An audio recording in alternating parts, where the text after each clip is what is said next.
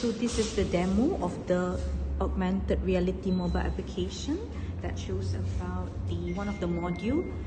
This is the centrifugal gas pump. As you can see, that's the model 3D printing. So this is the app. So when we really look and show to the model, you can see that it's appearing here. You can look and read about the specification of all the components.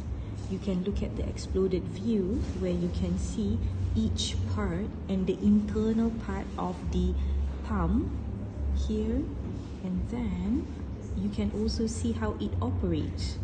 So all the viewers, trainers, technicians can actually learn about how it works, and then you can also view in other types of view to make sure that the trainees really understand about it from anywhere at any time ubiquitously.